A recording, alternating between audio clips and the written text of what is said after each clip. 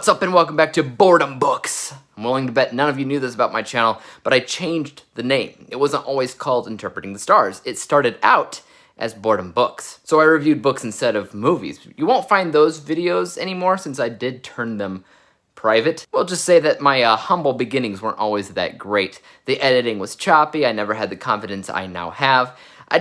I didn't know what I was doing. Looking back, it's actually hard to watch those old videos because they're just so cringeworthy. But I decided to jump back into it with Ready Player 2 because it's movie-ish, right? I mean, it's not a movie yet, but it will be. It's been reported that they're definitely in the process of making a sequel. I have no way of knowing if it'll be an actual adaptation of this book or not, but truthfully, I hope it is because I liked the book. Unfortunately, that's not entirely true for everybody, and I'll try to explain why in a second, but I probably won't do the best job since I don't fully understand why others are disappointed. To me, it was just as exciting as the original book, which I thought the movie really brought justice to the story. They weren't able to do absolutely everything that the book did for obvious reasons. The book had even more pop culture references and had actual characters from older movies show up. Like, instead of The Shining, which is what the film did, the first book actually featured war games, which makes much more sense as a video game / virtual world simile. Other than that, the book and the movie adaptation were pretty much neck and neck as far as what they did. So what's Ready Player 2 all about? Well, to give you an idea, I first need to explain what has changed. And that means if you're unfamiliar with the first book or movie, I'll be talking about some of the major plot points from that because it directly ties into the sequel. So if you haven't seen the movie or read the book, spoiler alert. With that being said, let's talk about Ready Player 2. Alright, so in the first one, you remember the haptic suit that Wade spends a truckload on in order to feel the virtual world of the Oasis? Well, this book features something that's kind of like that, just kind of upgraded.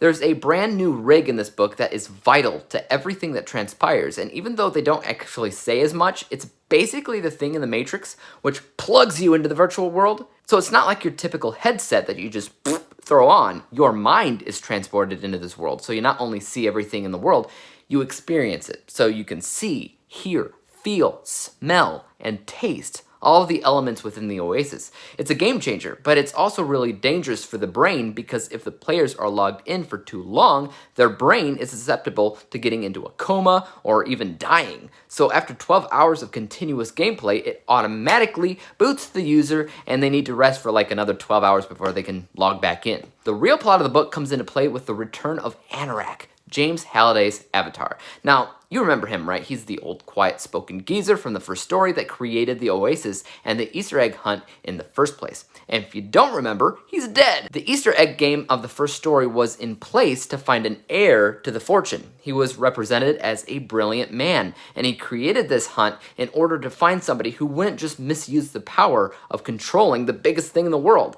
And basically, Wade was innocent and smart enough to win the contest, and so now he controls the Oasis. In Ready Player 2, the Anorak avatar is back since Halliday apparently uploaded his consciousness into the Oasis, and this artificial intelligence did what it does best, and it flipped, turning him evil and homicidal. He locked everybody into this new rig, held them captive in order for Wade to go on a brand new mysterious hunt for something called the 7 Shards of the Siren Soul, which, by the way, I love that title. If he doesn't find all these shards in 12 hours, then people start going into a coma and they start dying. Stakes are indeed raised in this book, but that doesn't limit the amount of 80s references or other pop culture nods, though I might say the first book had better references. One of the coolest things about this brand new rig is its ability to record a user's experience, and other users can play it back and experience it exactly as the original user did. Like, say if I wanted to go skydiving but was too much of a wimp to do it, all I have to do is look up somebody else's experience,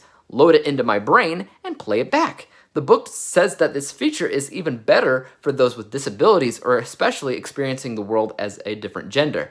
Anything is potentially possible with this new rig, which alone is really interesting to explore. I feel like this is actually most people's core complaint, that maybe it was trying to be politically correct or something, which the first story never tried to do. Maybe, but I can't think of any particular point in my entire life where political correctness bothered me. If anything, I've always seen it as relevant, relatable, and important, and something that shouldn't be ignored or avoided because the audience is triggered or offended. I don't care, for instance, when sitcoms get political. I don't care when it's shoved down my throat because it's important and it's completely realistic. People talk about this stuff, and I don't see the harm. Where my complaint about the book comes into play just comes down to the fact that it's structured exactly like the first one, where the main characters are on a hunt or a quest for a specific number of magical artifacts that give them something important at the end of the day. So in a way, it's unoriginal. Past that, making Anorak evil was a huge risk. I think people who liked the first movie or book might be disappointed in seeing one of their favorite characters essentially turn to the dark side, because apart from Wade being the main character of the first book, Halliday was really relatable, and something about him was the most human in comparison to everything else. This book basically added to that saying, as human as he was flawed, which I get, but even the most flawed humans are redeemed in a certain way, usually in stories.